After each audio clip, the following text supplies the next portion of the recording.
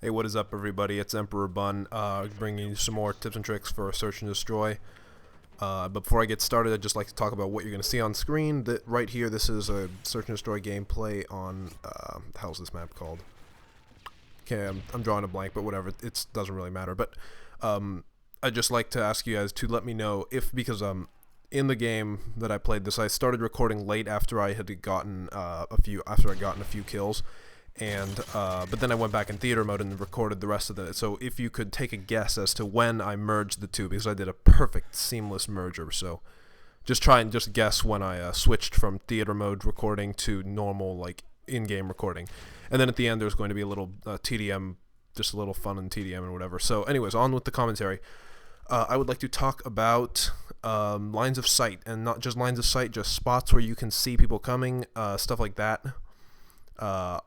I don't know if I really show any in this gameplay in particular, but there are, especially in the TDM clip at the end, there are two lines of sight, or not really. I don't know what to really call them. They're not exactly lines of sight, but they're just spots that allow you to see the enemy and start shooting before he or she sees you. And the reason that that's important, especially in Modern Warfare 3, is because of the lag compensation whole thing. So if you're, oftentimes I've found, if I'm like behind cover and some guy rounds the corner, and he'll be able to start shooting like before I do, and that can really screw you up quite often because like they'll get the first shot off. You will really get the first shot off, but then because of the lag compensation, they'll actually win the gunfight. So places like this, right here, because I can see people coming around, and I can start shooting to like compensate for the lag compensation before they even see me and are able to shoot.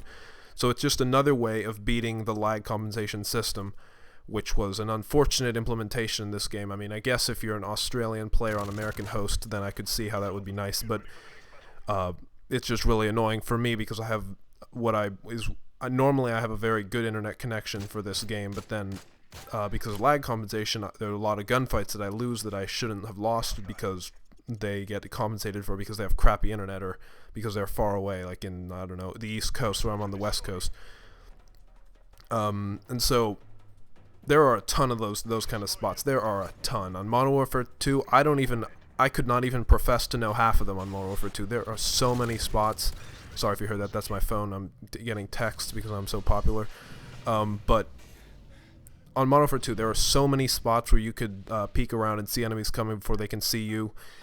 There's so many, and there's no fail-safe way to learn every single one. I mean, even the channels that are all about search and destroy, that show you all the stuff, they can't teach you all of them because there's just so many. You can't possibly learn them all. But I think the way I find that is the best for me, the best way I think to find those spots for me is, apart from playing, and like I've said in my previous tips and tricks videos, play. If you want to get better, play, and you will get better. You will learn the spots through trial and error because you'll die to a guy in a spot and you'll be like, okay, that's a good spot. I mean, you'll be pissed and raging first, but then you'll learn the spot and you'll do better next time and know to look there and you'll know to hide there and whatever. But another way that I've found that really helps out in finding like spots like that is to watch game battles videos for games. I remember. Sorry, my neck is cramping me, so I gotta readjust it. But yeah, if you could, I'm subscribed to like a billion game battles channels. So if you, I don't know, I'll set my subscriptions to visible, or if they're not already, so that way you can go look at them, because the players on game battles, they know a ton of spots, and there's a ton of people making game battles videos all the time. So if you go watch them, like I mean, sure, it's probably not as high octane as normal public match gameplays, because obviously there's fewer players and they're better, and so you're not rushing around like a chicken with its head cut off. But it's very informative to watch them play and to see all the spots that they go to, because those spots, they're applicable for any game type and any game battles or just public matches, and it's really a great way to learn. And so I'm not gonna try and say that you just watch a few channels, watch me because I'm the best.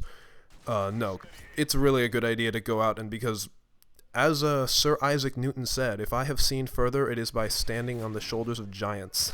And, I mean, obviously they're not giants, but in this case I'm just referring to the fact that there's a lot of other people, and you can stand on their shoulders by watching the ton of videos that they put out, and you can see all the spots that they go to.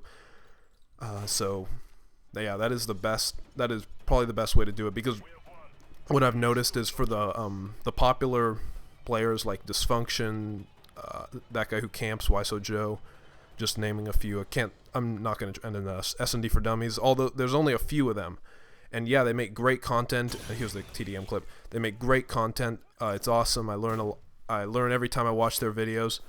But there's only a few of them, and the game battle community is very large, and they post a ton of videos. So it is a great way to learn to do all the spots on the, like here. There's a spot in that spot you saw earlier. They're good spots to see them before they see you. So yeah, that's about it for that point. Yeah, so that's it for that. And now I'm just gonna talk about like what the hell's going on in my wonderful and interesting, incredible life. It's just finals week, which is awesome because finals are really easy, and it means that I get to have like half days every day, and it's a 3-day week, so that's awesome. And I know that I have a weird finals week, because normally they have them like before winter break, but I have it afterwards, so that's kind of interesting. But hopefully I'll be able to get some gameplays out this week. That should be pretty fun. And anyways, that's it. Just a bit of specialist rape there. Hope you have a great day. Love you all. Goodbye.